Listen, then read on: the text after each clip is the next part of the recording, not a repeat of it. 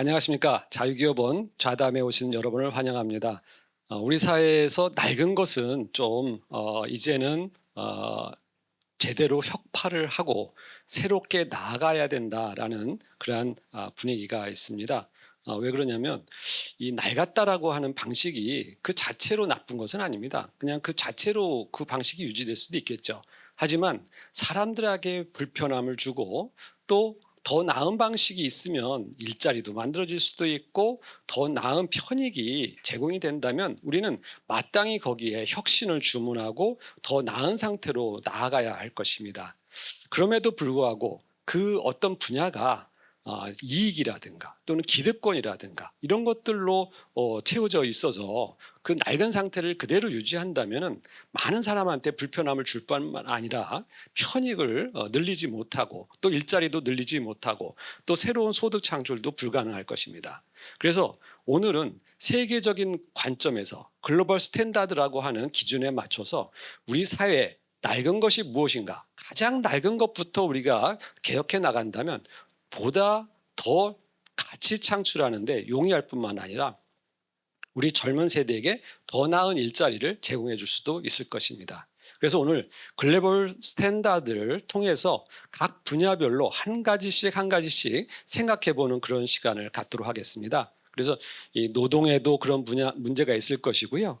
또 기업 분야에도 그런 문제가 있을 것입니다. 우리가 모든 분야를 하나씩 점검해 보면 새로운 방식, 더 나은 방식, 좀 더 가치를 창출하면서도 거기에 관련된 많은 사람들이 더 편익을 늘릴 수 있는 방식을 찾아낼 수 있을 것이라고 생각합니다. 그래서 글로벌 방식에서 보다 낙후된 것들을 한번 찾아보는 그런 시간을 갖도록 하겠습니다.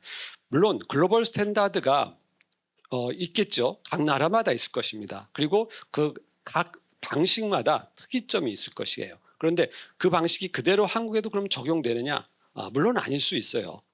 그 방식은 우리 사회에 맞는 적합한 방식으로 더 나았게 만들 수도 있겠죠. 하지만 그 방식이 무조건 한국과 맞지 않는다라는 식으로 접근해서는 안 될 것입니다. 그러면 글로벌 스탠다드가 왜 그 적합성을 갖고 현실에서 더 나은 방식을 갖는지 그 내용들을 한번 찾아보고 우리 사회에서도 그러한 나은 방식을 찾아가는 그러한 노력 이런 것들이 바로 정책적 접근이 아닌가 싶습니다. 그래서 우리나라 정부는 그러한 잘못된 방식이 혁파되고 또 혁신이 나아갈 수 있도록 하는 정책적 접근 이러한 노력을 해야 될 것입니다. 그리고 국회를 포함한 입법부에서는 그러한 제도를 개혁해 나가는 그러한 또한 노력을 꼭 해야 할 것이라고 생각합니다. 오늘 발표를 맡아주신 분께 감사를 드리고 오늘 논의된 내용이 우리 사회의 그러한 경각심을 높이고 정책으로 그리고 제도화되는 데 큰 기여를 했으면 하는 바람입니다. 네, 저는 한국상장회사 협의회에서 정책을 총괄하고 있는 정우용 부회장입니다. 자, 우선 들어가기에 앞서서 그러면은 왜 기업들이 이 글로벌 스탠다드를 얘기하고 나섰느냐라는 배경 여러분 잘 아실 겁니다. 우리나라가 세계 경제 10대 대국 또 군사력을 포함한 강한 나라의 6위에 오르기도 하고 결국 그 얘기는 이제 우리나라 기업들은 국내에만 한정된 기업이 아니다라는 얘기입니다. 예전에 70년대, 80년대에 한참 그 경제 개발을 할 때에는 주로 이제 내수 시장을 겨냥해서 모든 기업들이 일을 했고 또 그 규제들이 그 내수 시장에 맞춰서 만들어졌는데 이제는 그 규제가 너무 좁게 됐다 이겁니다. 왜냐? 기업들을 보면은 내수에서 판매하는 그런 양보다 요즘은 해외 수출하는 그런 양이 굉장히 많습니다. 그걸 이제 거꾸로 얘기를 해보면 국내에 있는 규제를 그대로 적용하다 보면 외국의 기업들과는 이제 경쟁이 안 된다 하는 얘기입니다. 그래서 기업들이 계속 글로벌 스탠다드를 주장을 해왔고 그럼에도 불구하고 그동안 지지부진했던 이유는 뭔지 모르게 기업을 국내의 그런 환경에 맞게 자꾸 그 옥죄려고 하는 그러니까 옛날 그 타성에서 벗어나지 못하는 그런 것 때문에 지금도 여러 가지 규제들이 남아 있고 그것을 지금 가장 피부로 느끼는 것이 바로 기업 분야라고 생각을 합니다. 제가 말씀드리고자 하는 것은 이제 크게 5가지 분야를 제가 준비를 해왔는데 저희는 이제 주로 자본시장에 관한 것들입니다. 자, 기업이 주식을 발행을 하고 그리고 그 주식이 유통이 되고 그 기업들이 투자를 하기 위해서는 자본시장에서 자금을 조달을 해야 되는데 지금 우리나라의 경우에는 자금 조달 방법이 딱 세 가지밖에 없습니다. 첫 번째는 주식을 발행하는 거죠. 그래서 자금을 유치하는 것. 두 번째, 은행으로부터의 차입. 그리고 세 번째는 회사채를 발행하는 것. 이 세 가지 방법밖에는 없습니다. 그러다 보니까 기업이 발전하기 위해서는 계속 재투자를 해야 되는데 자금을 조달할 방법이 그 세 가지밖에 없고 너무 좀 협소하다 이겁니다. 그런 것부터 좀 많이 풀어줬으면 하는 것에서부터 저희들이 이 연구를 시작을 하게 된 겁니다. 첫 번째 주제로 말씀드리고자 하는 것은 지난 정부에서 공정경제 3법이라고 하는 이름으로 이 상법이 개정이 됐는데 거기에 보면은 그 다중대표 소송이라고 하는 제도를 새로 도입을 했습니다. 자, 다중대표 소송이라고 하는 것은 모 회사의 주식을 가진 주주들이 그 모 회사의 자회사에 대해서 그 이사에 대해서 책임을 물을 수 있는 그런 소송 제도를 말합니다. 그런데 우리 민법이나 상법상 법인의 종류, 그러니까 이인의 종류에는 자연인이 있고 이제 법인이 있는데 법인은 기본적으로 독립되어 있다라고 하는 원칙이 있습니다. 그게 이제 법인격 독립의 원칙인데 아무리 모회사 자회사 관계라고 해도 인격 자체는 독립이 되어 있는 겁니다.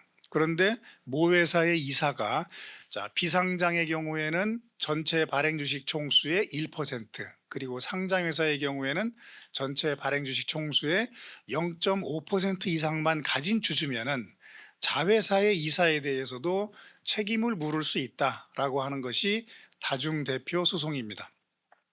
그런데 이것이 그러면은 글로벌 스탠다드냐?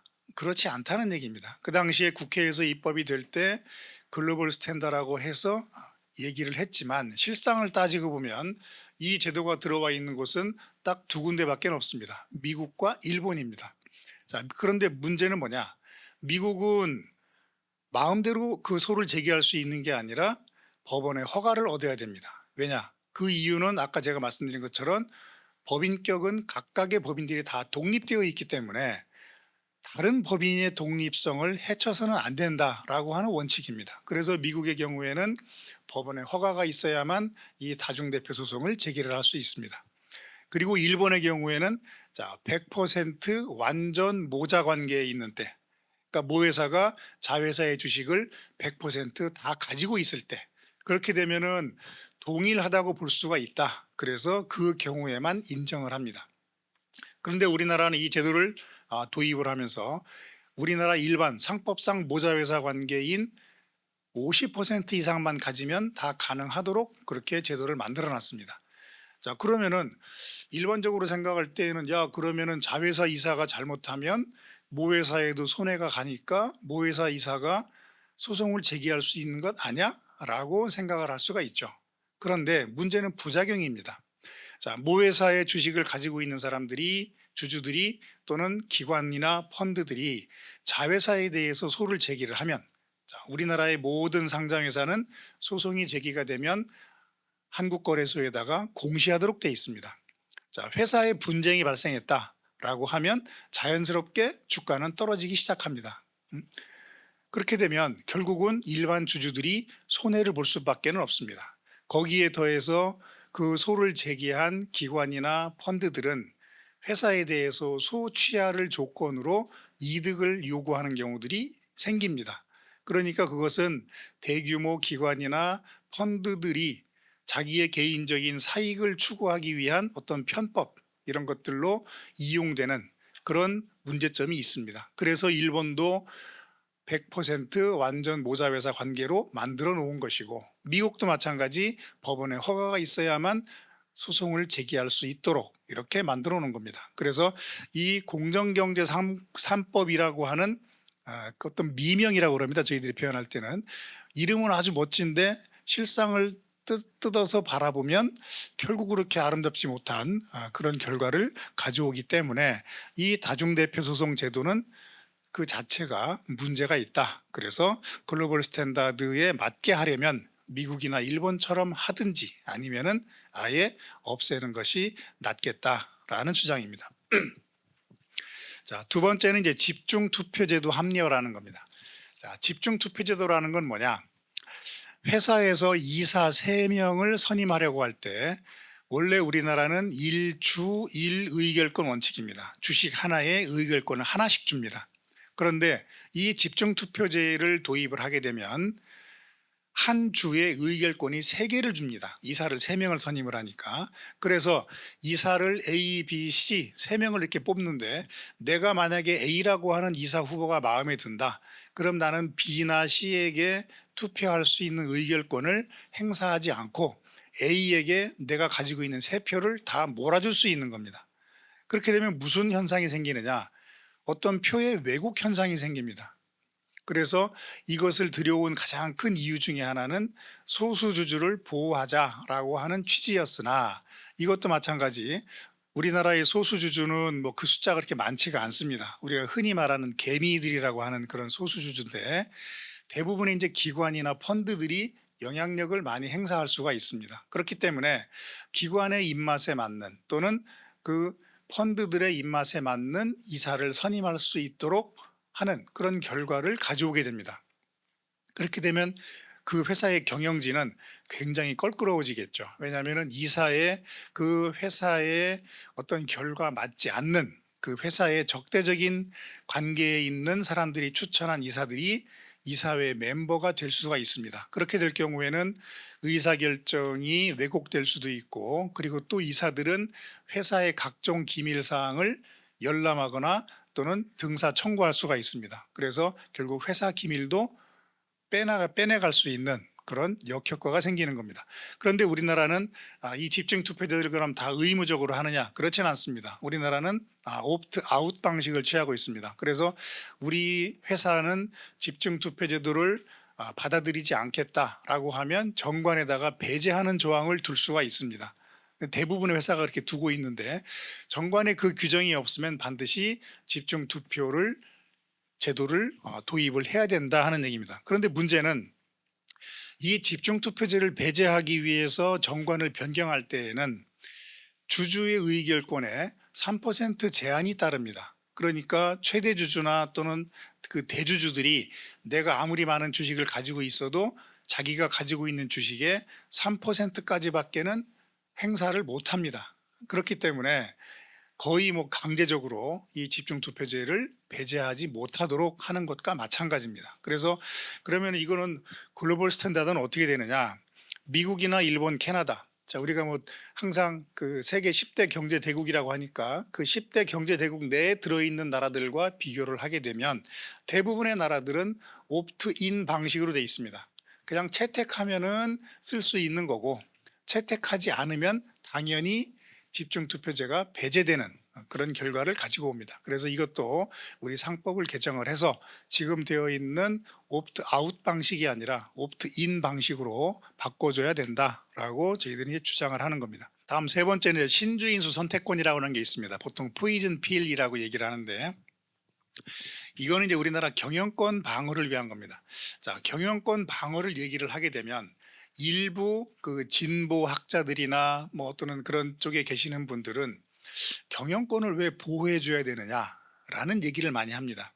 그렇죠. 경영권 일부러 보호해 줄 필요는 없습니다. 그러나 여기서 말하는 경영권 보호라고 하는 것은 적대적 M&A를 얘기를 하는 겁니다. 나는 경영권을 포기할 생각이 전혀 없는데 적대적 세력에 의해서 강제로 M&A가 되는 경우 이런 경우는 경영권 박탈이죠. 자, 그걸 막기 위해서는 이 제도가 필요하다 이겁니다. 그동안 소수주주들을 보호하기 위한 제도들은 굉장히 많이 강화가 됐습니다. 그런데 그동안 경영권 방어를 위한 장치는 그대로 있습니다. 그러다 보니까 운동장은 점점 더 기울어져서 지금은 기업이 경영권 방어를 위해서 쓸 수 있는 장치는 이제 딱 하나 남았습니다. 그게 뭐냐면 자기 주식을 취득하는 경우입니다. 자사주를 취득을 해서 주주총회 전에 우호 세력에다가 매각을 하든지 해서 의결권을 확보하는 방법밖에는 없습니다. 그런데 지금 정부 당국에서는 특히 금융위에서는 이제 그것마저도 없애려고 좀 하고 있습니다. 그런데 우리가 2011년도에 상법을 개정하면서 이 제도를 그냥 그대로 존속을 시켜놨는데 그 당시에 법무부의 그 해설서에 보면은 자기주식 제도는 그대로 인정이 되어야만 그래도 하나밖에 없는 경영권 보호 장치를 유지할 수가 있다라고 하는 이유로 그대로 둔 것입니다. 자, 그래서 경영권 방어를 위해서는 이런 장치를 마련을 해줘야 되는데 만약에 경영권이 우리 보호가 안 된다라고 하면은 주주들은 특히 대주주들은 새로운 사업을 할 수가 없습니다. 요즘같이 빨리 변화하는 시대. 자, 작년 금년 해가지고 지금 가장 많이 떠오른 신산업이 뭡니까? 바이오, 뭐 2차 전지 산업 이쪽입니다. 또 요즘은 이제 초전도체 사업 이런 데는 막대한 돈이 들어가기 마련인데 유상증자를 하게 되면 경영진의 지분율이 굉장히 줄어듭니다. 그렇게 되면 경영권을 위협받을 수밖에 없습니다. 경영자들은 단순히 뭐 돈을 버는 문제를 떠나서 자기의 꿈을 실현하고 또 국가를 발전시키고 또 고용을 창출하고 이런 부분들을 생각을 하는 경우들이 거의 대부분입니다. 자기 사리사욕을 위해서 하는 경우는 별게 찾아보기가 어렵습니다. 왜냐? 지금은 그런 것들을 막는 장치들이 아주 많이 돼 있기 때문입니다. 그래서 이 경영권 보호 장치를 위해서는 요 포이즌 필 신주인수 선택권이라고 하는 제도를 꼭 도입을 해야 된다라고 하는 겁니다. 자, 그럼 여기에 대한 글로벌 스탠다드는 어떻게 되느냐? 자, 미국, 일본, 영국, 프랑스, 이탈리아, 독일, 캐나다 모두 다 신주인수 선택권을 인정을 하고 있습니다. 그런데 유독 우리만은 인정을 안 하고 있습니다. 그리고 경영권 보호 장치를 위한 또 다른 제도가 차등 의결권이라는 것이 있고 또 황금주라고 하는 것이 있습니다. 그런데 차등 의결권은 우리나라가 인정되지 않다가 얼마 전에 벤처기업에 대해서만 일부 인정을 하는 그런 법이 통과가 되어서 금년 11월 정도부터는 아마 시행이 되는 것으로 알고 있습니다. 그런데 그것마저도 재벌이 악용할 우려가 있다라고 해서 제한을 많이 가해놨습니다. 그런데 실제적으로 들여다보면 대기업이 벤처기업을 만들어서 승계 수단으로 삼는다? 이건 거의 불가능한 얘기거든요. 규모가 너무 차이가 나서 이건 어쩔 수가 없습니다. 그런데 어떤 뭐 재벌에 대한 특혜다 이런 얘기를 해가면서 결국은 너무 제한을 해놨기 때문에 벤처기업에 대해서 도입은 하긴 했지만 이것이 과연 실효성이 있을지 그건 전혀 장담을 할 수 없는 상황입니다. 그래서 이것도 마찬가지 글로벌 스탠다드 에 맞추어서 지금 얘기한 신주인수 선택권이라든지 차등 의결권 또는 황금주의 제도를 도입을 해놔서 너무 많이 기울어진 운동장을 어느 정도 균형을 맞춰줄 필요가 있다라고 얘기를 하는 겁니다. 자, 다음은 이제 회계과에 관련 부분입니다. 자, 여러분 들어보셨을지 모르겠지만 회계 감사를 하는데 이제 그 전에는 자유 선임제로 돼 있었습니다. 그래서 기업들이 회계 법인들을 자유로 이제 선임을 해서 회계 감사를 했는데 이것이 이제 주기적 감사제라고 하는 것으로 바뀌었습니다. 그래서 6년을 자유 선임하면 그 다음에 3년은 정부가 지정하는 회계 법인으로부터 감사를 받도록 제도가 바뀌었습니다. 자, 그런데 조그마한 기업도 아니고 대규모 기업 보통 뭐 몇십조, 몇백조 되는 기업들의 회계 감사를 하려면은 그 기업의 실질을 잘 알아야 됩니다. 그래서 보통 회계 법인들이 하는 얘기로는 기업의 내용을 파악하는 데만 해도 보통 1, 2년 이상이 걸린다라고 합니다. 그런데 지정 감사를 해서 3년 동안에 과연 얼마나 그 투명성 있는 회계 감사를 할 수 있을지 그 상당히 좀 의문입니다. 그래서 이것은 맨 처음에 도입하게 된 게 이제 대우조선해양에 대한 그 분식회계 사건 이것으로 이 제도가 도입이 됐는데 사실 따지고 보면 대우조선해양이라고 하는 회사는 그 당시에 산업은행이 최대 주주였고 거기에 있는 이사들은 산업은행이 다 선임을 한 이사들이었습니다. 결국 정부의 책임이었던 거죠. 기업의 책임이 아니라. 그런데 이것을 일반 기업으로 다 똑같이 동일시해서 이 제도를 만들어 놓은 것은 굉장히 잘못된 거다라고 하는 겁니다. 그래서 이 주기적 지정제를 도입한 이후에 지금 외부 회계 감사 비용이 많게는 3배 이상이 올랐습니다. 그래서 평균 한 2.5배 이상이 회계 감사 비용이 인상이 돼 있습니다. 그래서 기업의 부담이 굉장히 커져가고 있어요. 앞으로 계속 이 제도가 유지되는 한 감사 비용은 계속 오를 것으로 그렇게 지금 판단을 하고 있습니다. 그래서 저희가 이제 기업 쪽에서 항상 주장하는 것은 이 주기적 지정제를 빨리 폐지하자라고 하는 겁니다. 자, 글로벌 스탠다드 전 세계적으로 이렇게 외부 회계감사인을 지정하는 나라는 우리나라밖에 없습니다. 다른 나라는 전혀 생각지도 않고, 왜냐, 사적 자치의 자유를 침해한다라고 하는 이유로 이 제도는 굉장히 예외적인 제도로 취급을 하고 있고 전 세계적으로 우리나라만 도입을 하고 있다라는 겁니다. 자, 다음 마지막으로 이제 말씀드릴 것은 주주총회 결의 요건 완화입니다. 자, 여러분들도 주식을 투자하고 계시는 분들이 계실 텐데, 자, 여러분들이 주주총회에 참석하신 경험이 얼마나 있는지 제가 잘 모르겠습니다. 자, 주주총회에 참석하려면은 현장에 가거나 아니면은 이제 전자투표를 해야 됩니다. 그런데 우리나라의 그 주식 투자자들의 특성은 뭐냐면 굉장히 단기 투자입니다. 자, 코스피 상장사들은 거의 3개월에 한 번씩 주인이 바뀝니다. 주주가 바뀌어요. 그리고 코스닥 상장사들은 평균 2달마다 주주들이 바뀝니다. 결국 1년이면은 코스피 상장사는 한 4번 정도 주인이 바뀌고 코스닥 회사는 5번 이상이 주인이 바뀝니다. 그러니까 주주들은 내가 그 회사의 주인이다라고 하는 의식이 전혀 없습니다. 우리나라 주식 투자자들의 특징은 딱 2가지입니다. 첫 번째는 단기 차익, 두 번째는 배당입니다. 그 이외에는 전혀 관심이 없어요. 그런데 우리나라 상법에서는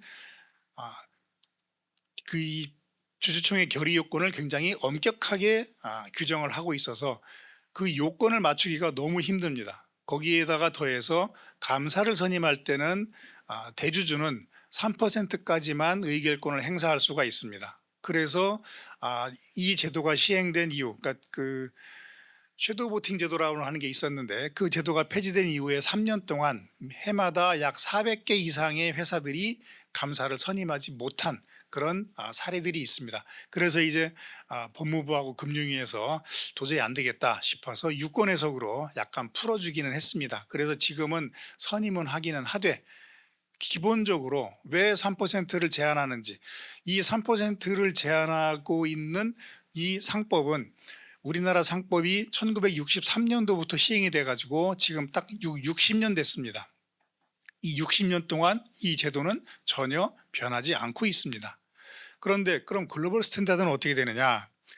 외국에는 이런 제도가 있는 나라들이 하나도 없습니다. 3% 제한하고 있는 나라는 우리나라가 아주 유일한 나라입니다. 그래서 이 제도도 빨리 없애야 된다라고 하는 겁니다. 그리고 마지막으로 제가 한마디 딱 드리고 싶은 말씀은, 자, 우리 이제 국회나 정부에서 기업에 대해서 규제를 가할 때 어떤 사건이 터지면 바로바로 입법을 합니다. 자, 아까 말씀드린 대우조선해양의 분식회계가 딱 터지니까 주기적 지정제를 바로 도입했고, 그리고 어떤 모 기업의 오너들이 갑질을 하니까 바로 이사 취임을 제한하는 법들을 만들고, 또 얼마 전에도 대주주가 주식을 바로 팔아버리니까 내부자 거래 공시제도라고 해서 대주주가 주식을 매도할 때에는 공시하도록 하는 제도를 지금 도입하려고 지금 거의 직전 단계에 와 있습니다. 자, 이런 식으로 어떤 큰 사건이 하나 터지면은 앞뒤도 보지 않고 바로바로 그것을 규제하기 위한 제도를 만듭니다. 자, 여기서 이제 제가 중국 속담을 하나 말씀드리면 일화 독방 불시춘이라고 하는 말이 있습니다. 이게 뭐냐면 꽃 한 송이가 폈다고 해서 봄이 온 거는 아니다라는 얘기입니다. 자, 아직 차가운 날씨인데도 불구하고 우리 집에 있는 꽃이 한 송이 폈다라고 해서 봄이 온 건 아니잖아요. 마찬가지로 기업에서 어떤 일탈행위가 하나 나타났다고 해서 그것이 전부라고 그런 바라보는 것은 분명 잘못된 것이다라는 얘기입니다. 그래서 그런 일탈행위는 일탈행위대로 처벌을 하되 그것을 일반화시켜서는 안 된다는 얘기입니다. 그런데 대부분의 이제까지 이런 규제들이 들어온 것을 보면 그것을 완전히 일반화시켜서 모든 제도들을 규제를 하는 거죠. 아까 이제 이후에 또 말씀드리겠습니다만 우리 노동 분야에서도 마찬가지죠. 중대재해처벌법 같은 경우도 저는 그렇다고 생각을 합니다. 그렇지 않은 기업들이 되게 많은데 그런 기업들이 일반화인 것처럼 해서 제도를 만들어 두는 것, 이것이 바로 글로벌 스탠다드에 역행하는 어떤 그 과도한 규제가 아니냐, 저는 이렇게 생각을 하면서 우리 기업이 제가 서두에 말씀드린 것처럼 내수에만 그치는 기업이 아니라 이제는 글로벌 기업이기 때문에 이 규제 자체도 글로벌 스탠다드에 맞게 바꿔나가야 되지 않느냐 하는 말씀을 드리면서 제 발표는 여기서 마치도록 하겠습니다. 네, 안녕하십니까. 저는 배재대학교 행정학과에서 근무하고 있는 이혁우라고 합니다. 제가 오늘 말씀드릴 그 규제와 관련된 이슈는 그 법정 의무 교육과 관련된 것입니다. 아마 들으시는 모든 분들이 법정 의무 교육 딱 들으셨을 때 바로 이 골치가 지끈거리는 것을 이제 느끼실 수가 있을 텐데요. 왜냐하면 대한민국 인구가 한 5천만 명 정도라고 했을 때 이 중에서 아마 제가 통계 수치를 못 봤지만 한 2천만 명 좋게 넘게가 아마 직장인일 건데요. 자영업자를 제외하고 직장인들이라면 모두 다 받아야 되는 교육이 법정 의무 교육인데요. 우리나라의 법정 의무 교육이 얼마나 많으냐라고 생각하면 끔찍하게 많은 것을 알 수 있습니다. 서론에서 잠깐 말씀드리면 나이가 한 50대에 이른 전후에 이른 분들은 다 알고 있는 하나가 있는데요. 그게 바로 국민교육헌장입니다. 옛날에 1970년대, 80년대 우리나라에 국민교육헌장이 있었는데요. 이 내용은 사실은 너무나 좋아서 국가가 발전하기 위해서 국민을 교육해야 되는 여러 지침들을 이렇게 나열하고 있고, 그다음에 외우기도 하고 옛날에 컨테스트로 하기도 했습니다. 근데 이걸 굉장히 많은 사람들이 좋은 내용을 비판을 했었죠. 그 이유는 뭐냐면 국가가 국민들한테 강제적으로 교육을 시킨다는 것에 대한 의문을 가졌기 때문이거든요. 특히 어떤 국민 의식에 대한 교육을 시킨다는 부분에 대해서.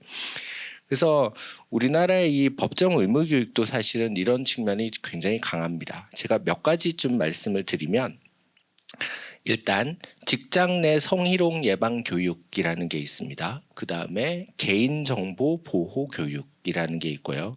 그다음 직장 내 장애인 인식 개선 교육이라는 게 있고, 산업안전 보건 교육이 있습니다. 퇴직연금 교육이라는 것도 있습니다. 그래서 우리나라 직장인이라면 이들 교육을 굉장히 특이하게도 모든 직장인들이 매년 들어야 됩니다. 그리고 1시간 정도 듣게 되어 있습니다. 각각의 취지는 너무나 명확한데요. 이 취지를 이 제도들이 달성하고 있는지에 대해서는 사실은 굉장히 의문이죠. 이것을 안 들으면 어떻게 되느냐라고 생각을 하면요. 직장 내 성희롱 예방 교육 같은 경우에는 최대 500만 원 정도의 과태료, 그다음에 직장 내 장애인 인식 개선 교육을 안 들으면 300만 원 이하의 과태료, 퇴직연금 교육을 안 받으면 최대 1,000만 원 정도의 과태료를 받게 되어 있습니다. 그래서 대부분의 직장에서 반드시 듣게 되어 있습니다.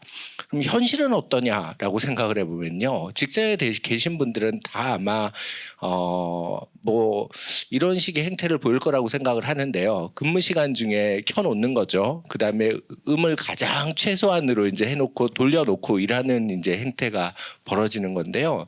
이게 그러면 특정한 직장에서만 그럴까라고 해보면 아마 한 번도 연구를 안 해봤겠지만 우리나라의 거의 대부분의 직장에서 이렇게 하고 있지 않을까라고 생각을 합니다.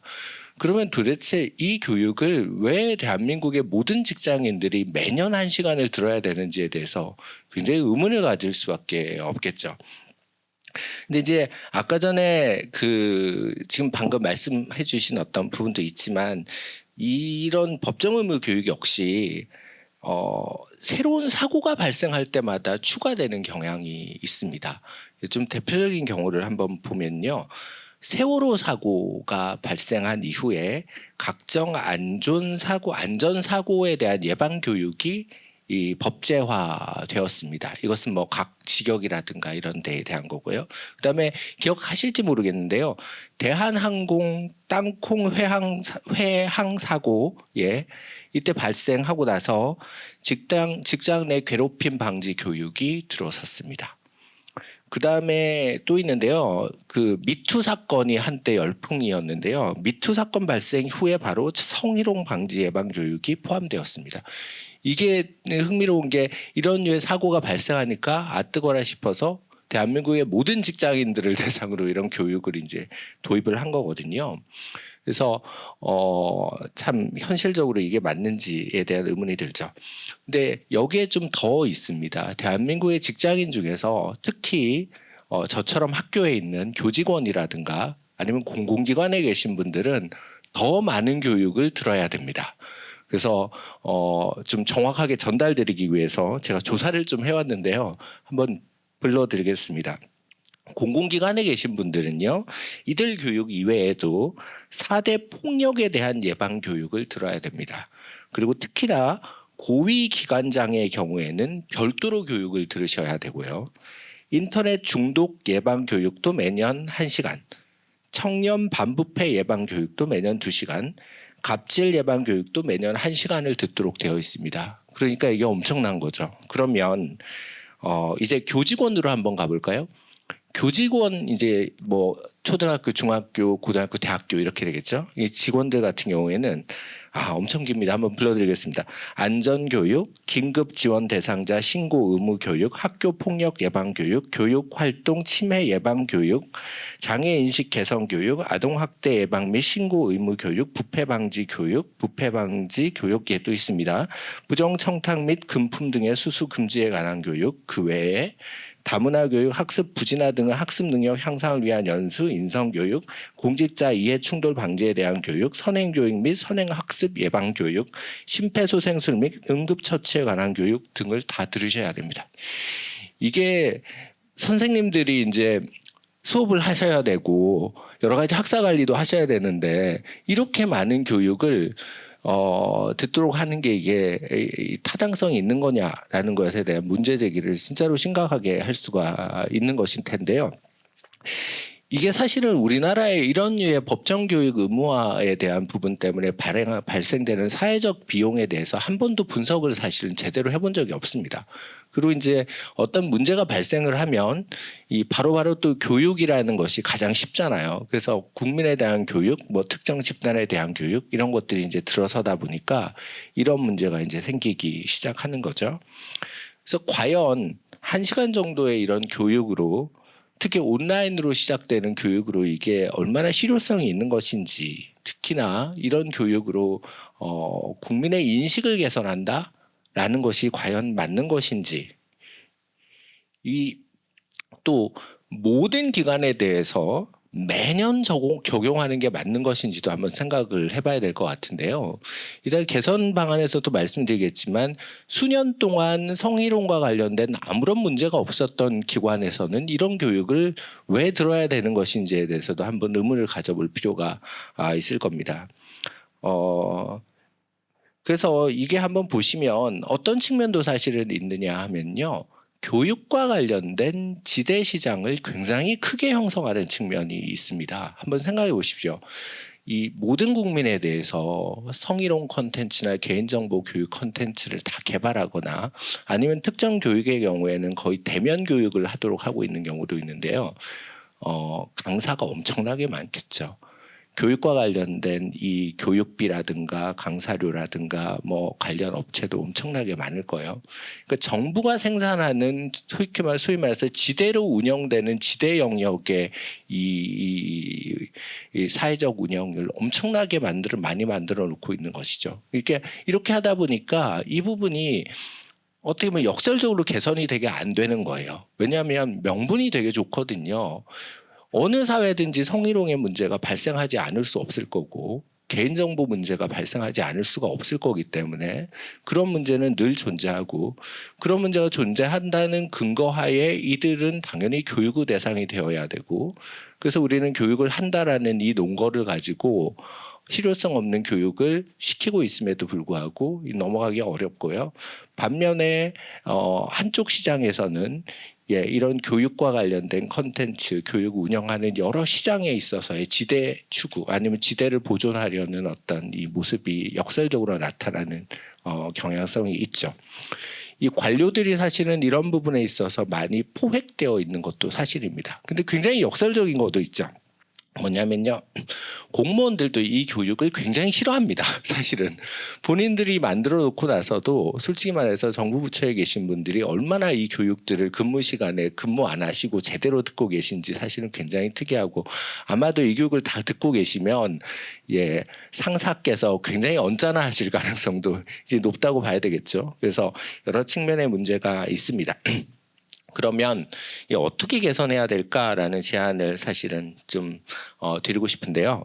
일단 법정 의무 교육이 실효성을 갖기 위해서는 사실은 온라인 교육이 되어서는 안 되고 집합 교육이 되어야 되겠죠. 그래서 반드시 필요한 교육은 집합 교육으로 하는 게 맞고요. 당연히 이런 경우에서는 현재 이 모든 법정 의무 교육이 맞는 건지 타당한지 받아야 되는 건지에 대한 원론적인 분석이 사실은 좀 필요하다, 이런 생각이 듭니다. 그다음에 성희롱 예방 교육 등과 같은 유사한 강의 내용이 대부분 반복되고 90% 이상, 어쩌면 97%, 9% 이상의 대부분의 건전한 시민들의 경우에는 아무 문제가 없는 경우 이 성희롱, 성인지 이런 류의 교육은 사실은 교육의 필요성에 있어서 원론적으로 필요가 없음을 한번 적극적으로 주장을 해야 된다, 이런 생각을 하고 있습니다. 그다음에 모든 잔치에 대해서 매년 교육을 시키는 방식보다는 사건 사고가 발생을 했거나 뚜렷한 문제가 있거나 아니면 그와 관련된 문제가 생긴 분을 대상으로 한 교정적 차원의 교육이 훨씬 더 타당하다라는 생각도 있습니다. 어쩌면 매년 하는 교육이 아니고 정말 필요한 교육이라면 교육의 주기를 3년이나 5년 정도로 조정해 볼 수 있는 방법도 있을 거라고 생각을 합니다. 그래서 이런 법정 의무 교육에 대한 문제 제기가 사실은 기존에 굉장히 많은 분들이 연관되어 있음에도 불구하고 문제 제기가 안 되었다는 것이 사실 굉장히 의문스러운 영역인데요. 문제 제기를 이번에 좀 적극적으로 하는 것이 중요하다고 생각하고, 관련된 의무 교육의 범위와 내용과 실질성에 대한 타당성을 좀 확보를 해서 전면적으로 좀 개선하고 많은 법정 의무 교육이 폐지되거나 아주 간소화되는 수준으로 조정되어야 할 것이라고 주장하고 싶습니다. 이상입니다. 안녕하십니까. 저는 한국인터넷기업협회 디지털경제연구원이라는 곳에서 근무하고 있는 한승혜라고 합니다. 스타트업들이 이제 신생 산업이라고 볼 수 있잖아요. 그러다 보니까 이제 기존에 있었던 규제들에 의해서 좌절을 겪게 되는 굉장히 대표적인 분야라고 저는 생각을 합니다. 이제 그런 의미에서 사실 이 벤처 스타트업과 관련해서 이렇게 글로벌 스탠다드를 따라가기 위한 규제에 대한 검토를 해달라라고 했을 때 사실 몇 가지 규제를 꼭 집어서 말씀드리기는 조금 어렵지 않나라는 생각이 들어서, 저는 일단은 우리나라에서 이제 기본적으로 이 벤처 스타트업들이 어떤 식으로 문제가 되었는지, 그리고 이제 글로벌 스탠다드라는 게 이 혁신 기업들, 특히 디지털을 기반으로 한 기업들에게는 어떤 게 글로벌 스탠다드라고 볼 수 있는지, 그리고 우리나라가 그걸 따라가기 위해서는 어떤 식으로 하는 게 좋을지를 중심으로 대략적인 설명을 드리려고 합니다. 우선 혁신 산업, 스타트업이라고 하면은 우리나라에서 특히 다른 나라에선 존재하지 않거나 시대에 뒤처진 그런 갈라파고스 규제로 인해서 문제가 좀 뚜렷하게 나타나는 분야가 아닐까 합니다. 특히 얘기해 볼 수 있는 게 좀 대표적인 사례가 우리나라에서는 타다 사례를 들 수 있을 것 같은데요. 우선 타다 얘기를 하기 전에 사실은 우버에 대한 얘기를 하지 않을 수가 없는데, 이제 비슷한 사업이기도 하고 해외에서는 다양하게 우버라는 서비스를 이용해 볼 수 있지만 이제 우리나라에 들어왔을 때는 고전을 면치 못했죠.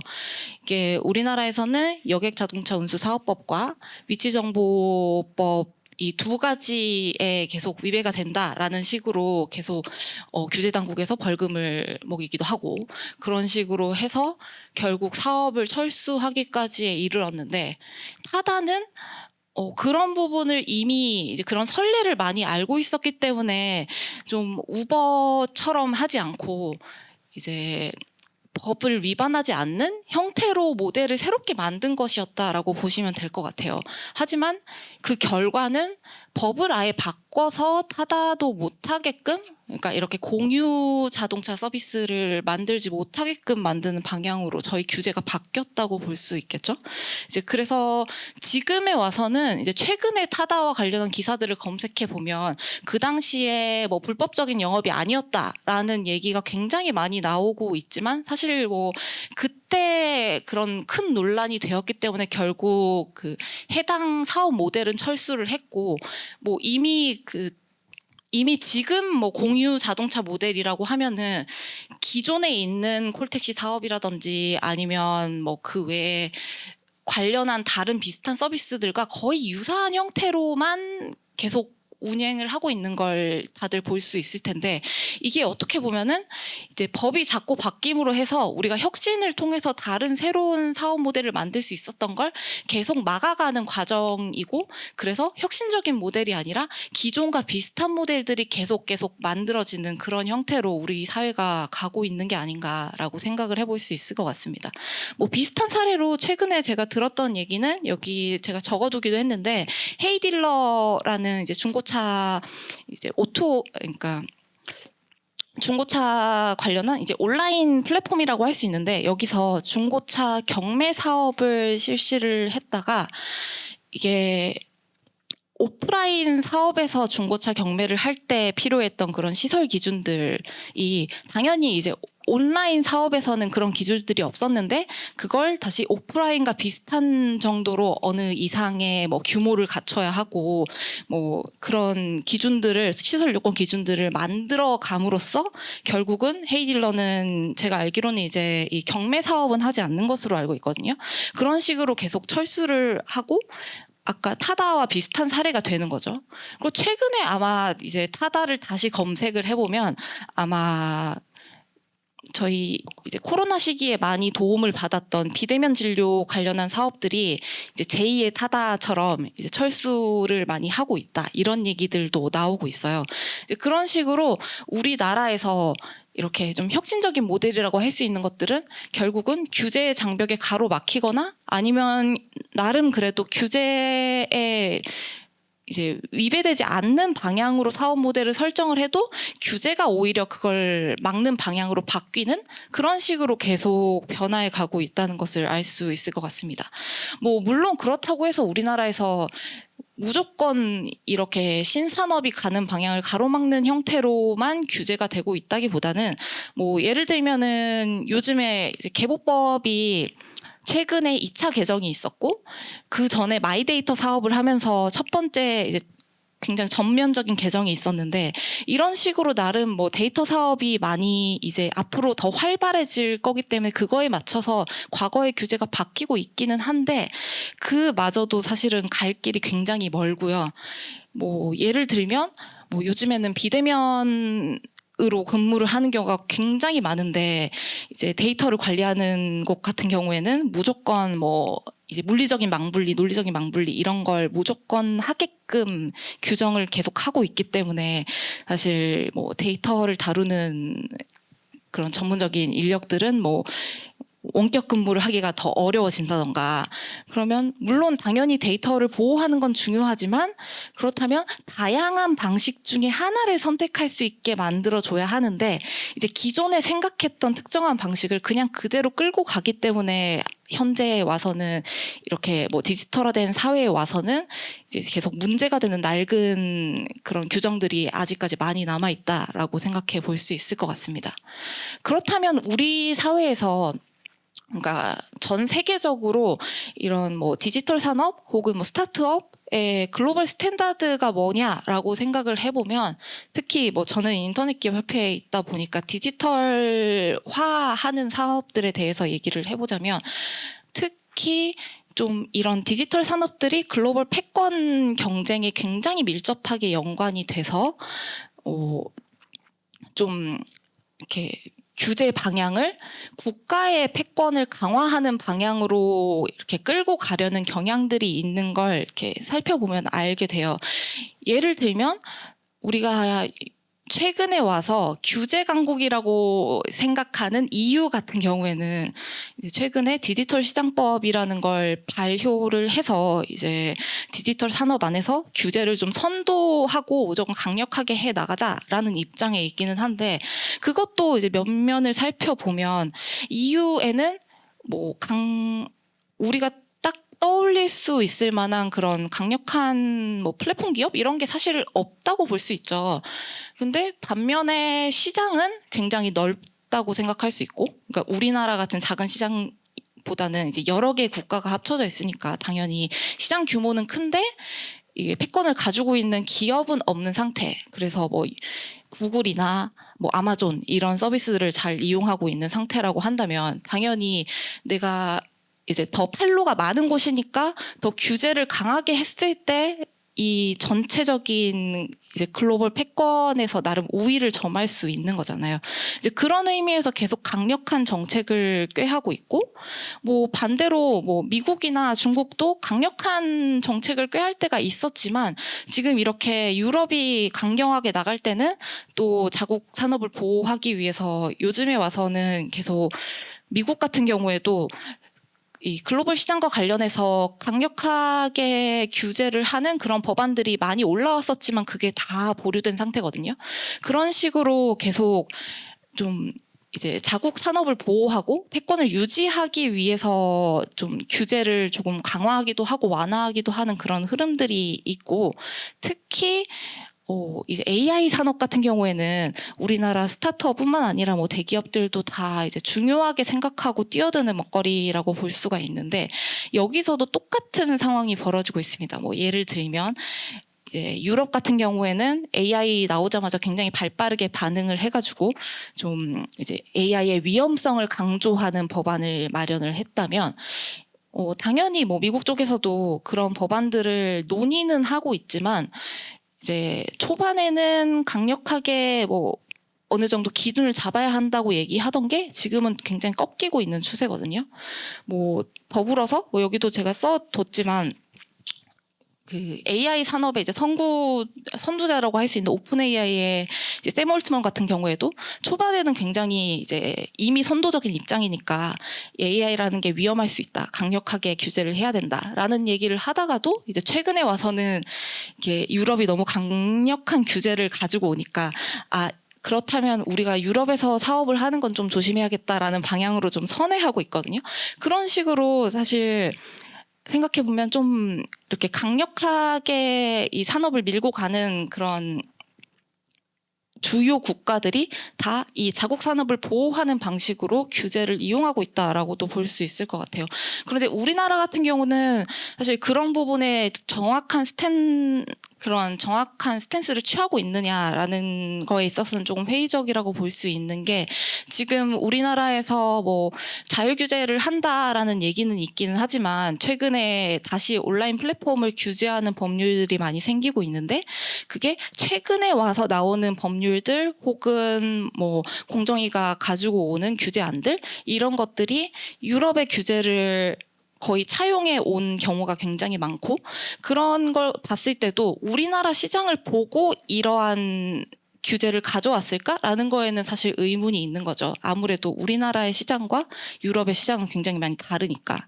그래서 그런 부분을 봤을 때 우리나라가 지금 국제사회가 하고 있는 방식, 그러니까 이 자국 경쟁력을 좀 확보해서 패권을 강화해 나가거나 꼭 이 패권을 쥐고 있지 않더라도 그 안에서 줄타기를 제대로 할 수 있는 그런 규제를 마련해 가고 있는가에 대해서는 좀 의문이 있다라는 말씀을 드릴 수 있을 것 같습니다.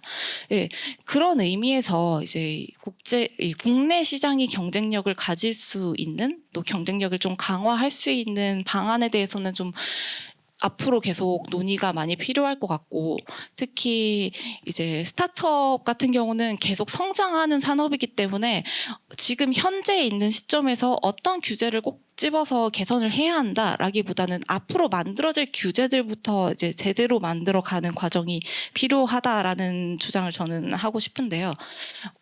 그래도 우리나라가 좀 고무적인 건 당연히 이미 우리나라의 플랫폼 시장, 뭐 디지털 시장 이런 걸 보면 국내 기업들이 굉장히 나름 선전하고 있고, 물론 그것도 지금 해외 플랫폼들에게 많이 뺏기고 있는 추세긴 하지만, 그래도 그런 상황이기 때문에 계속 경쟁력 있는 모델들을 만들고 그걸 부응하면서 좀 생태계를 좀 잘 가져갈 수 있는 그런 규제안을 만들어야 한다.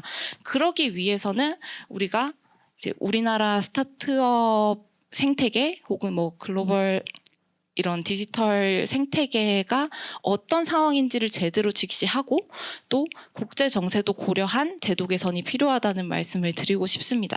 뭐 앞부분, 그러니까 우리나라 스타트업 환경을 직시한다라는 점을 고려하자면 과거의 규제 프레임에 더 이상은 좀 이 스타트업 생태계가 적합하지 않다는 사실을 이제는 좀 알아야 할 것 같고, 그리고 이 규제 과정에서 실제 스타트업이 어떤 식으로 작동을 하고 어떤 식으로 사회적으로 영향을 주고 있고 또 어떤 식의 이점이 있는지, 그리고 이렇게 규제를 했을 때 어떤 문제들이 발생하는지에 대해서 좀 규제하기에 앞서서 뭐 영향 분석을 하든지 그런 규제 체계 자체를 좀 바꿔 나가는 그런 노력이 필요할 것 같습니다. 지금 제가 알기로는 국회에서도 국회법을 좀 바꾸면서 계속 영향 분석을 하는 방향으로 가려고 하고 있는 것 같은데, 특히 스타트업 분야, 신산업 분야에서는 더 그런 식의 절차가 더 필요할 거라는 말씀을 드리고 싶고요.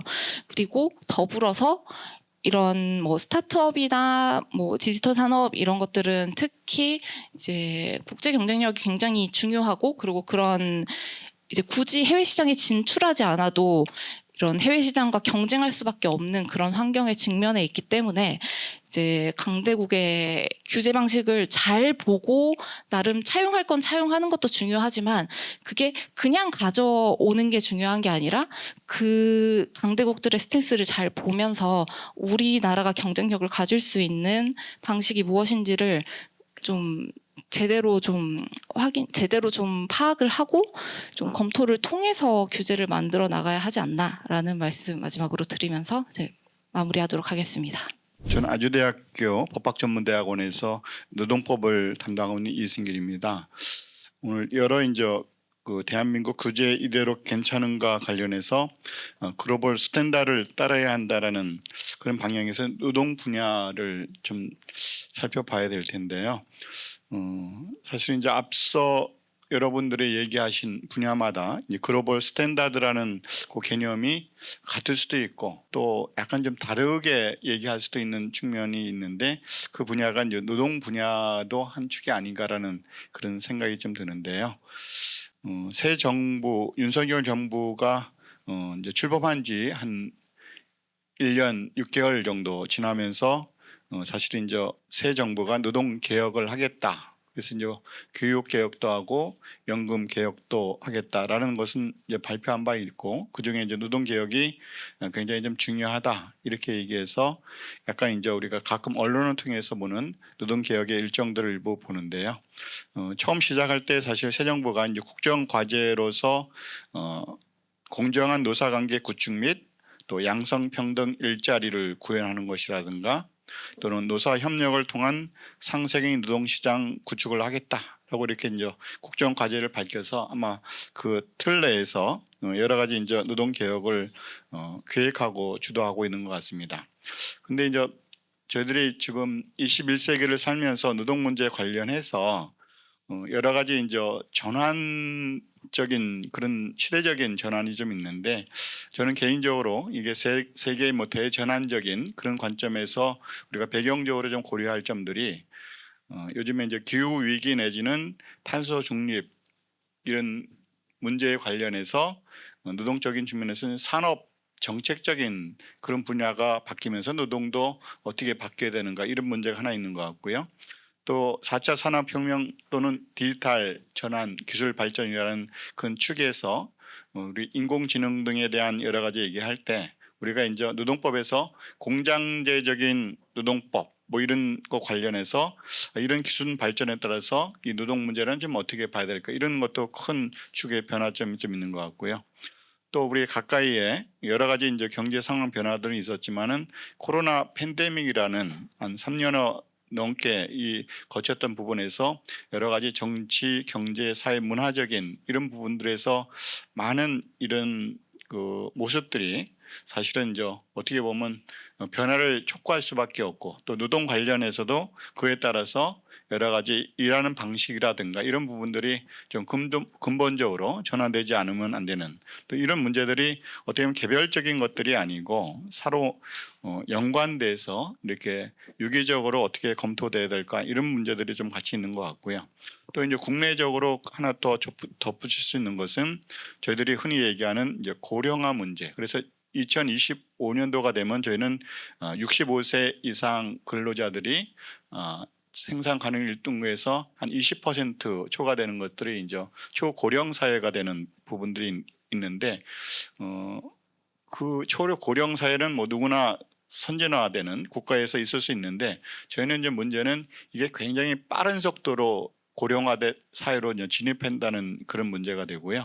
또 하나는 한 축에서 그 저출산 문제 관련해서 저희들은 이제 글로벌 스탠다드로 얘기하면 초저출산이라 그래서 학계 출산율이 지금 이제 작년 대비로 보면 0.78 정도 이렇게 되는데 금년에는 아마 0.7이 잘못하면 깨지지 않을까 이런 얘기를 하는데 저희들이 어떻게 보면 인구가 계속 그 유지가 되려고 그러면은 보통 그 학계 출산율이 한 2.1명 정도가 돼야 되는데 저희들이 0.7이라고 그러니까 이것이 만약에 앞으로 계속 하향 추세로 된다라고 그러면은 나이가 많으신 고령화 사회로는 인구가 굉장히 커지게 되고 거기서 생산적으로 나중에 그걸 받쳐야 되는 그 출산 문제 관련해서는 굉장히 인구가 적어져요. 그래서 지금 뭐 2년 전부터 이미 저희는 이제 인구 감소세로 이렇게 들어서서 이 인구 문제를 또 어떻게 볼 것인가 이런 부분들의 문제가 있고요. 또 하나는 이제 경제적인 문제 관련해서 노동과 뭐 밀접하게 앞서도 얘기를 해주셨지만은 저희들이 이제 아까 코로나 팬데믹 관련해서는 많은 재정 투자를 통해 갖고 어떻게 보면 그냥 울붓듯이 이렇게 투자를 이런 가운데에서 금리 문제라든가 이런 것들이 굉장히 좀 낮은 상태에서 하여튼 썼는데 이제 앞으로 경제 상황을 볼 때는 저희 나라 입장에서는 고유가 문제라든가 고금리 문제 또 고환율에 대한 이런 거에 따라서 경제가 성장이 어떻게 보면 위기 내지는 침체가 된다라고 그러면은 이런 차원에서 또 노동 문제는 어떻게 할 것인가. 그럴 때 이제 사실은 보통 얘기하시기를 구조조정을 해야 되는데 이것을 과감하게 구조 개혁이 필요하다. 그래서 역시 이제 노동 문제 관련해서도 그런 부분들을 글로벌 스탠다드에 맞춰서 잘 갖추어야겠다.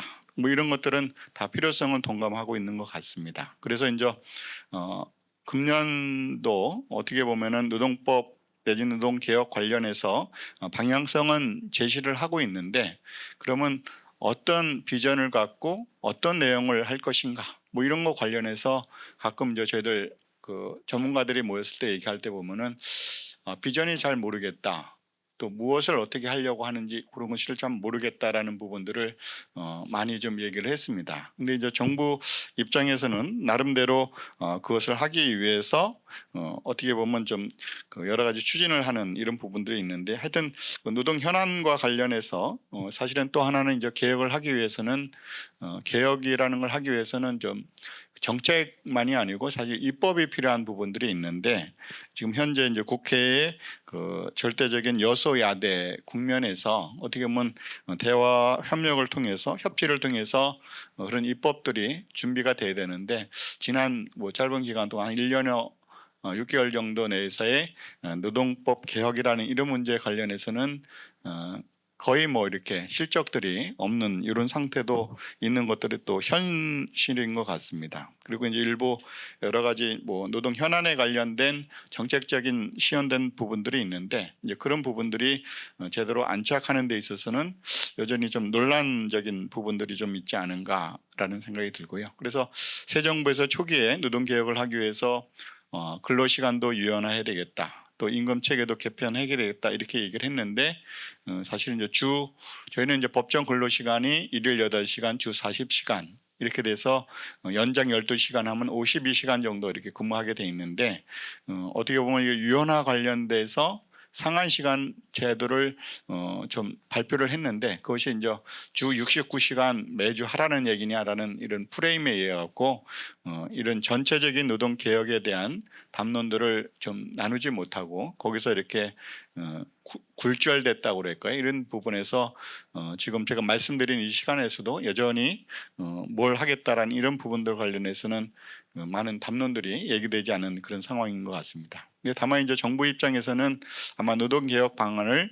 정부 주도로서 법치주의, 노사 법치주의 입법도 필요하지 않은가, 또 국회 내에서도의 노동개혁 입법도 필요하지 않은가, 또는 이제 저희가 대통령직 소위는 경제사회 노사정 노동위원회라는 데가 있는데 경사노위가 있는데 거기서 이제 노사정 합의를 통해서 뭔가 할 수 있을까라는 그런 틀거리들은 있는데 실질적으로는 정부에서 나름대로 이제 뭐 노사 법치주의를 하겠다라는 그런 말들을 대통령을 통해서 장관들이 얘기는 하긴 하지만은 이제 전체적인 노동 개혁 내지는 노동법 개혁에 대한 그런 프레임들을 잘 갖고 추진하는가라는 부분들은 여전히 약간 이 구상의 단계에서 더 나아가지 못한 부분들이 있는 것 같습니다. 하여튼 새 정부가 이런 기본 목표를 얘기했던 부분들이 남은 임기 내에서 선지적인 노사 관계를 확립한다든가 또는 당면 목표로 얘기하는 노사 법치주의, 노동 개혁을 하는 이런 부분들 모두가 어쩌보면 이제 내년도 4월달에 있는 총선 이후에 만약에 이제 그런 그 구성원들이 새롭게 좀 돼서 된다라고 그러면은 이제 노동 개혁이 좀 필요하다라고 그러면은 입법을 논의하는 것이 필요한 시기가 아닌가. 그래서 뭐 그때를 위해서 준비하는 것들은 항상 해야 되겠지만은 여러 가지 이제 상황들은 그렇게 녹록치 않은 그런 상황인 것 같습니다. 근데 앞서 얘기했듯이 여러 가지 이제 경제적인 상황들은 국내에서 뭐 열심히 한다고 하는 이런 부분도 있지만 이제 국제적인 환경이 또 그런 것들에 맞보도 또 갈 수 있을지 이런 부분들은 굉장히 좀 기우겠지만 우려되는 바들이 좀 적지 않다라고 이렇게 말씀을 드릴 수 있습니다. 하여튼 그럼에도 불구하고 하여튼 향후 저희들이 이제 어떻게 보면 경쟁력 있는 지속 가능한 기업을 유지하기 위해서는 현행 노동법 내에서 좀 뭔가 좀 우리들이 개혁을 해 그런 것들이 좀 뭐가 있을까라는 부분들을 중심으로 해서 간략히 말씀을 드리도록 하겠습니다. 먼저 이제 유연하고 다양한 근무 방식 을 실현하는 것들은 이제 여러 가지 기술 발전에 따라서 자동적으로 현재 이제 노동법 체제 자체가 사실은 저희는 이제 해방 이후에 있어서의 공장제 근로자 어떻게 보면 제2차 산업혁명 시대의 공장제 근로자에 대한 그런 입법들이었던 것들이 이제 시대 환경 변화에 따라서 법들을 거리를 좀 바꾸자라는 부분들에서 그때그때 바꾼 부분들은 있는데 지금 와 보니까 이게 한국적인 법이긴 한데 아까 이제 글로벌 스탠다드에 맞추어서는 여전히 지적받는 사항들이 있습니다. 그래서 그런 부분들에서 몇 가지 말씀드리도록 하겠습니다. 먼저 근로시간제 관련된 부분에서 아까도 말씀드렸지 주 근로시간은 저희들 주 40시간으로 돼서 그것이 이제 법정 근로시간이 40시간이 된 것은 ILO 기준에도 맞고 사실은 또 세계 선진국에서는 대체적으로 그 40시간 내에서 더 줄이는 부분들의 얘기를 합니다. 근데 이제 아까 기술 발전이 되면은 일하는 사람들이 다 육체 노동자, 생산직 근로자들이 아니고 이제 사무직들도 많게 되고 서비스 산업 이런 거 발전에 따라서는 경우에 따른 기술 발전에 따라서 이제 지식 근로자라고 해갖고 일하는 사람들의 모습들의 태양이 굉장히 다양해집니다. 근데 그런 와중에서 하나 이제 좀 우리적인 부분에서 좀 유연하게 좀 적응할 수 있다라고 하면은 재량 근로 시간제 라는 제도가 이미 있는데 그 부분 관련해서 전문형이나 뭐 계획형, 그러니까 어떻게 보면 현재는 이제 대상 범위를 좀 제한적으로 했기 때문에 그런 부분들을 넓히는 부분들이 좀 필요하지 않은가. 그래서 근로 시간을 유연하게 활용할 수 있는 이런 부분들이 좀 필요하지 않은가, 그런 생각이 들고요. 그다음에 저희들은 이제 아까 이제 법정 근로 시간을 일을 하게 되면은 그것을 이제 초과 근로 시간이라는데, 그것을 이제 연장 또는 야간, 휴일 뭐 이렇게 해갖고 일할 때 그거는 연장 가산수당을 주는데, 저희는 활정률이 1시간에 10,000원이라고 그러면은 1시간 더 일했을 때는 15,000원을 주도록, 그러니까 활정률이 50%가 돼 있는데, 굳이 이제 글로벌 스탠다드라고 얘기한다라고 그러면은 ILO 규정에서는 25% 정도로 돼 있습니다. 경우에 따라서는 뭐 그런 것을 정하지 않은 국가도 물론 있겠지만은, 그래서 그런 부분이 수치적인 부분들도 여러 가지 근로시간 운영하는데 좀 검토가 필요하지 않은가. 그리고 이제 저희는 일주일에 한 번씩 쉬는 주휴 일이 있습니다. 그러니까 일요일 날 보통 쉬시고 계신데요. 그때 이제 월급제로 생각할 때는 저희는 유급 주휴라고 그래갖고 일을 안 하시더라도 임금은 주도록 돼 있습니다. 그래서 여러 그 아르바이트생들이 가끔 이제 일당으로 일을 하시다가 나 주휴수당을 왜 안 주지? 뭐 이렇게 해갖고 이제 문제가 돼갖고 그 주휴수당도 줘야 된다라는 것들이 이제 현장에서 일어나고 있는데, 이 주휴수당이 원칙적인 ILO 글로벌 스탠다드 측면에서는 유급으로 한다는 규정은 없습니다, 사실은. 그러니까 이제 이런 부분들은 손댈 부분들이긴 한데, 사실은 이제 그냥 이렇게 우리가 쉽게 이렇게 재단을 해갖고 할 수 있는 부분들은 아니지만은, 만약에 전체적으로 노동법 개혁을 리셋을 한다라고 하면은 그런 것들을 좀 검토할 때 고려를 해야 된다라는 그런 부분들이 하나 있고요. 또 하나는 저희들이 이제 사실은 그 회사를 퇴직하게 되면은 퇴직금이라는 것을 보통 받습니다. 근데 저희는 그게 법으로 정해져 있어서 법정 퇴직금 제도를 운영하고 있고, 지금은 이제 퇴직 연금화 시켜갖고 연금으로 운영하고 있는 그런 제도가 있는데, 사실은 그런 퇴직금 제도 관련된 부분도 사실은 그걸 뭐 지금 도돌이표로 이렇게 옮길 수는 없는데, 이제 글로벌 스탠다드라는 측면에서 굳이 얘기한다라고 그러면은 그런 제도는 굉장히 좀 특이한 제도이다. 그러니까 뭐 보호하는 측면에서는 굉장히 좋은 제도이긴 하지만은, 그래서 그런 부분들도 사실은 그 처음서부터 이 제도 관리를 잘했다라고 그러면은 검토해 볼 만한 그런 상황들이었다라는 그런 것을 또 말씀을 드릴 수 있고요. 그다음에 그 두 번째로는 그 고용 시스템 관련돼서 이제 유연한 고용 시스템, 사람 활용 관련돼서 그런 것들이 좀 필요한데, 이제 첫 번째로는 저희는 이제 그 사람을 사용할 때 사실은 이제 보통은 평생 내지는 종생도록 같이 일을 하면 좋겠는데, 같이 일을 하시다 보면은 일을 시키는 사용자 입장하고 근로자 입장들이 서로 좀 이해 충돌이 되는 경우들이 있는데, 특히 이제 기업은 기업을 운영하는 목적이 뭐 어떤 측면에서는 기업하는 목적 자체가 좀 이윤을 창출하는 그런 거니까, 당연히 어떻게 보면 경영 효율성이라는 부분들을 관심을 가질 수밖에 없는데, 그런 와중에서 이제 일을 하시다가 어떻게 보면 이제 회사에서 바라는 대로 성과가 내지 못하는, 그래서 이제 이른바 이제 저성과자 근로자들 관련된 부분들을 어떻게 할 것인가 관련해서는 저희는 이제 정당한 사유가 있어야지 이제 해고를 할 수 있다, 이런 규정이 있습니다. 그래서 이제 그런 부분들이 사실은 이제 저희가 기술 발전이나 기업의 경쟁을 유지하려고 하다 보니까 이런 사람 관리들을 어떻게 할 것인가, 그런 부분에서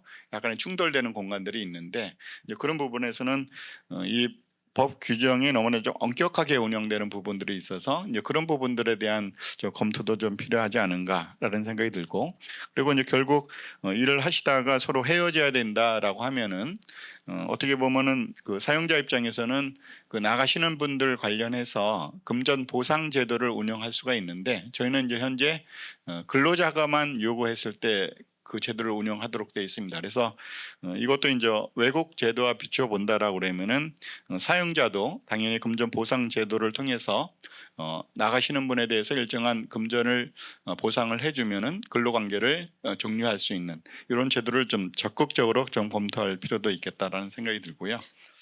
그다음에 두 번째로는 그 임금 체계에 관련된 부분들은 사실은 오늘 내일 언급했던 것들은 아닌데 저희들이 이제 여전히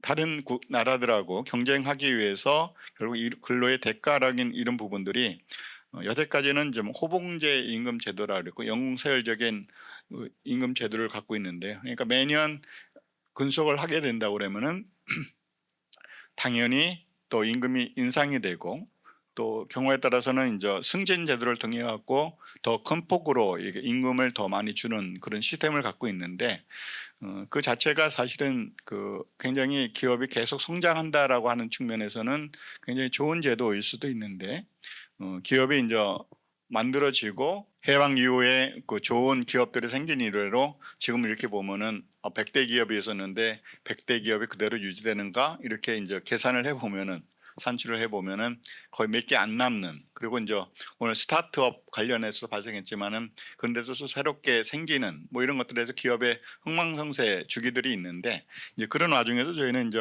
임금 체제를 무조건 이제 연공 서열적인 임금 체계를 좀 갖고 있었습니다. 그래서 이런 부분들이 어떻게 보면 이제 유연하게 임금 체계를 관리할 수 있는 성과에 따른 그런 제도가 뭐가 없을까라는 부분에 관련해서 선진국을 보니까 뭐 직무급이라고 해갖고 직무에 따라서 임금을 좀 달리 주는 뭐 이런 부분들에 대한 것들이 좀 검토가 돼야 되지 않는가라고 이렇게 생각이 듭니다.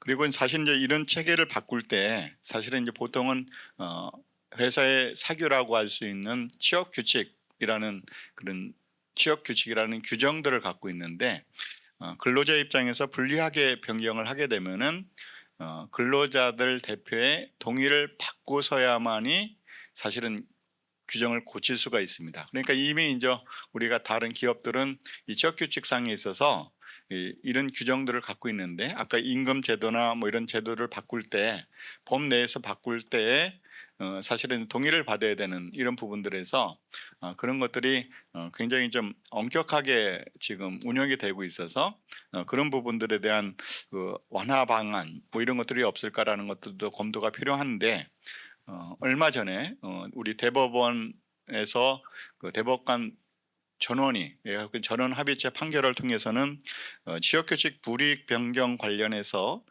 사회 통념상 합리성이라는 그런 근거에서 좀 변경을 할 수도 있는 것 아닌가라고 이렇게 사례들이 좀 있었는데 그런 제도는 인정할 수 없다. 뭐 이렇게 갖고 이제 대법원에서 판결이 나갔고 사실은 이제 그 입법적인 이런 것 자체도 엄격하게 돼 있는데 대법원에서 해석 이런 것들이 더 엄격해져 갖고 굉장히 기업 입장에서는 이런 어떤 유연한 제도를 운영하기 위한 틀거리들이 좀 어려워진 그런 또 상황도 있습니다. 그리고 이제 그 외에도 우리가 이제 근로자들 고용 형태들이 이제 기간제로 쓰면 기간제 근로자, 또 파견 형태로 쓰면 파견 근로자라고 하는데 그런 것들 관련해서 이제 기간제 근로자 같은 경우는 저희는 2년 정도까지만 쓸 수 있습니다. 그러니까 2년 하루 더 쓰게 되면은 이제 정년까지 다 고용을 보장해야 되는 이런 문제들이 있어서 저희 학교 같은 경우도 보면 이제 행정직으로 조교들을 쓰는데 딱 2년이 되면은 얄짤 없이 그냥 바꿉니다. 그러니까 이제 어떻게 보면은 개인이 그냥 알아서 나가는 경우도 있지만은 특별한 대안이 없으면 더 일을 할 수도 있는데 하루라도 더 썼다가는 이제 그분을 이제 정년까지 이렇게 고용을 해야 되니까 예외 없이, 그래서 이제 그런 기간제 관련된 것들이 다 일률적으로 규율하는 것이 좀 바람직한가, 그런 거 관련해서는 이제 국가마다 저희 나라와 같이 이렇게 2년 정도로 제한하는 것보다는 좀 더 길게, 그러니까 일본 같은 건 한 5년 정도, 그 외에도 이제 상황에 따라서 이렇게 하고 있는 이런 부분들이 있는데 그런 부분도 하나 검토를 해야 되는데 아마 지금 아젠다로는 돼 있는데 아직 이제 발표는 안 한 것 같습니다. 그리고 이제 파견 근로자 관련된 부분들은 사실은 이 파견 근로자라고 하면은 보통은 사용자가 근로자하고 1대1 관계인데 이 파견 근로자는 사용자가 자기를 고용하는 파견 사업주가 있고 또 자기를 활용하는 사용 사업주, 그러니까 사용자가 2명이 있습니다. 그래서 내가 텔레콤사에서 일을 한다라고 A텔레콤사에서 일을 한다라고 그러면은 A텔레콤사는 나의 파견 근로자 입장에서는 사용 사업주가 되고 또 거기를 보냈던 회사는 이제 파견 회사가 되는 이런 저희가 있는데, 이 관련해서도 역시 저희가 처음 입법할 때 저도 이제 개인적으로 그때 입법할 때 옆에서 이렇게 보게 된 그런 과정들이 좀 있었는데, 일본 입법을 그대로 입법을 하면서 일본의 한 70년대 입법을 굉장히 제한적으로 입법을 했습니다. 그러니까 대상 업무를. 그래서 그 이후에 좀 확대가 돼서 한 32개 업무로 확대는 됐지만은, 정작 현장에서 지금 문제되는 것은 사실은 이제 제조업체에서의 파견 근로자를 쓸 수 있는가라는 부분들 관련해서 저희는 이제 금지가 돼 있습니다. 근데 이제 가까운 일본 같은 경우는 물론 이제 허용을 하고 있고, 그게 이제 유럽이나 이런 데도 이제 그런 제한들은 없는데, 이런 문제들이 근자에 이제 우리 오늘 뭐 얘기했던 뭐 대우조선해양 같은 경우에 그 원하청 관련해서 거기서 일하던 사람들이 뭐 옥새 파업 비슷하게 이렇게 했던 모습들은 이제 하청 근로자들이 하청 회사에 대해서 뭐 노동 문제를 해달라는 것이 아니고, 이제 원청 회사에 대해서 해결해달라 하는 이런 해갖고 원하청 문제 관련된 시발이 사실은 이제 이 파견법상의 이 대상을 만약에 제조업을 허용했다라고 하면은 다른 형태로 좀 나타났을 텐데, 사실은 이제 그 원하청에서 그 원하청 관계를 순수하게 인정을 못 받고 그 하청 근로자도 보니까 일하는 행태들을 쭉 보니까 역시 파견 근로자네라고 이렇게 해석을 하게 되고, 그러니까 파견 근로자인데 제조업에서는 일을 못 하는데 그럼 제조업체에서 일을 했다면 불법이 되고, 불법 파견 근로자들은 원청이 정규직으로 고용하도록 이렇게 입법이 되어 있습니다. 고용을 의제 내지는 강제하도록 입법이 돼서 그런 순서에 따라서 지금 이제 어떻게 보면은 뭐 자동차 회사에서도 원하청 근로자를 썼다가 그 근로자들을 한 만여 명 가까이 되는, 그러니까 전체 그 근로자들이 한 4만 명 정도 되는데 만여 명 자체를 한 5년에 거쳐 갖고 다 이제 원청 근로자로 화되는, 그러니까 이제 물론 이제 그렇게 되신 분들 입장에서는 굉장히 보호라는 측면에서 좋긴 좋습니다. 그때 이제 바꾸실 때 보통 임금 인상률이 한 30% 정도 올랐다고 하니까 굉장히 좋긴 좋은데, 노동시장을 유연하게 활용하는 그런 입장에서는 어쩌면 지나친 법 규제를 통해 갖고 또 다른 이제 부작용적인, 그러니까 어떻게 보면 신규 채용 뭐 이런 시장들이 저는 형성이 안 되니까 어떻게 보면 이제 요즘에 청년 실업 문제 뭐 이런 것들 관련돼서의 하나의 원인도 되지 않았는가라는 생각이 듭니다. 그리고 세 번째로 노사 간 관련해서 노사 관계 좀 문제가 있는데요. 노사 간의 힘의 균형과 상생 노사 관계 구축이 좀 필요하다는 그 얘기는 할 수가 있는데, 저희들이 노사 관계 얘기할 때 서로 힘의 균형이 좀 깨졌다. 그래서 이제 사용자들은 항상 이제 노동계가 힘이 세다 이렇게 얘기를 했는데, 또 요즘에는 또 그게 이제 거꾸로 또 기울어진 운동장이 또 노동계 쪽이다 뭐 이렇게 얘기도 하는 그런 부분인데, 하여튼 노사 관계는 노사 간의 힘이 이제 균형이 유지하는 것이 굉장히 필요합니다. 근데 법제적인 부분들 관련해서 항상 이제 경제계에서 주장하긴 한 건데, 그 주장한 것은 이제 글로벌 스탠다드 입장에서 이것은 좀 한번 검토가 좀 필요하지 않은가라는 그런 부분들에서 우리가 이제 사업장에서 파업을 뭐 많이 있어서는 안 되겠지만은 이제 파업을 할 때 보면은 저희 나라는 그 사업장 내지는 직장을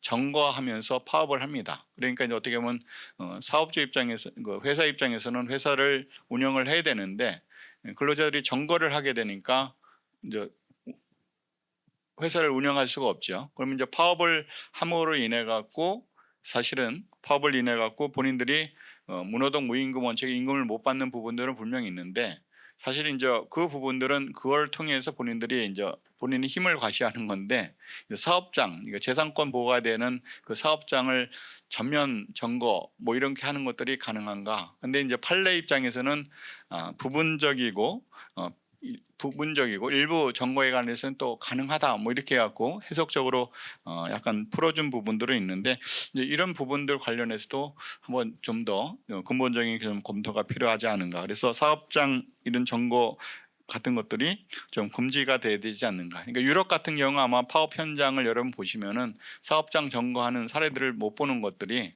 보통 이제 사업장 바깥에서 피켓팅으로 이렇게 하는 경우가 있고, 또 프랑스 같은 경우도 파업을 많이 하는 국가이긴 한데 우리 같이 이제 연속적으로 뭐 일주일, 보름 이렇게 하는 경우는 없고, 그것도 이제 일주일에 한 번 해갖고 뭐 매주 내지는 격주 뭐 이런 식으로 해갖고 또 산발적으로 이렇게 실질적으로는 파업을 한다라고 그러더라고요. 근데 그는 파업의 모습들이 좀 다른 것들을 좀 더 잘 살펴서 이런 제도 개선을 하는 것이 좀 좋겠다.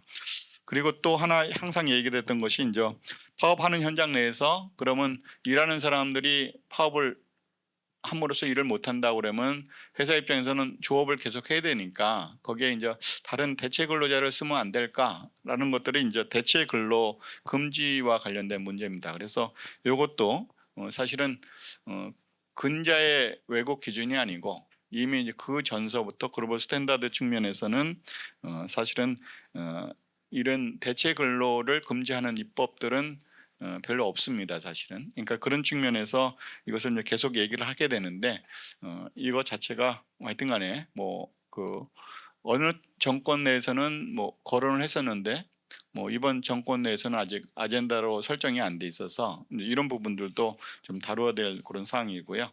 그다음에 그 마지막으로 네 번째가 되면 이제 부당 노동 행위라고 사용자가 사실은 노동조합 활동 내지는 뭐 그런 활동과 관련해서 사실은 좀 방해하는 뭐 이런 제반적인 것들을 하지 못하는 것을 이제 사용자의 부당 노동 행위라고 하는데, 또 상대적으로 근로자 내지는 노동조합도 사용자에 대해서 부당 노동 행위를 할 수가 있습니다. 근데 저희는 입법은 사용자의 부당 노동 행위 규정만 두고 있고 근로자, 노동조합에 대한 부당 노동행위 규정을 두고 있지 않은 이런 부분들이 하나 있어서 그것을 좀 맞추는 부분에서 노조의 부당 노동행위도 좀 신설을 하면 좋겠다라는 부분들이 있고요. 그다음에 또 하나는 이제 사용자의 부당 노동행위 규정을 그냥 둔다라고 하면 저희는 이제 이것을 벌칙 규정이 있습니다. 그러니까 부당 노동행위 했을 경우에는 뭐 형사 처벌 규정으로서 2년 이하의 징역, 2천만 원 이하의 벌금 이렇게 되게 있는데 이 부분에 관련해서 가까운 이제 일본 입법례를 굳이 이제 얘기를 한다라고 그러면 거기는 이제 과태료 규정 정도로 있습니다. 그래서 이런 부분들 관련해서도 좀 완화할 필요가 있겠다라는 그런 얘기를 할 수가 있겠습니다. 그래서 하여튼 이 글로벌 스탠다드 관련해서 노동 분야 부분들이 사실은 이제 앞서 말씀을 안 드렸는데 ILO라는 그 노동 문제에서는 국제 노동 기구가 있습니다. ILO라는 거기서 이제 여러 가지 협약이나 권고를 얘기하는 그 기준들이 있는데 그 다른 뭐 UN 기구들도 마찬가지지만 그 회원국들이 서로 이제 얘기를 해서 합의를 해서 협약을 만들었던 내용들이 있는데 우리 이제 아까 앞서서 보면 이제 어떤 국가 간의 패권이라고 하는 부분들에 관해서 그 규정을 만들 과정들을 이렇게 보면은 그 ILO 규정들이 어떤 근거에서 나왔는가라는 그런 배경들도 우리가 살펴보면서 우리나라 제도도 좀 거기에 맞추어서 가야 부분이 있지 않은가. 그래서 이제 이런 것들이 현 정부가 사실은 노동 개혁 방향과 비전을 제시하고 또 구체적인 노동 개혁 쟁점을 사실은 노사정이 실질적인 정책 협의, 그다음에 국민의 여론화 내지는 공론화를 통해 갖고 노동법제 개선을 추진해 나간다 그러면 기업도 실질적인 성과를 도출낼 것으로 기대가 됩니다. 그래서 궁극적으로 노동개혁의 적극적인 추진을 통한 경제 성장의 동력의 강화하고 또 요즘에 이제 실업 문제에 관련된 부분에서 청년 실업 포함해서 일자리 유지 내지는 창출을 제고해서 우리가 이제 선진국이라고 이렇게 지정을 받는데 지속 가능한 선진국으로서 좀 성장 기반을 노동 개혁을 통해서 마련할 수 있었다고 그러면 좀 필요하겠습니다. 그래서 그런 측면에서 제가 말씀드렸던 그런 사항들을 노동 개혁할 때 좀 검토가 좀 필요한 부분들이 아닌가 그렇게 말씀드릴 수 있겠습니다. 네, 이상입니다.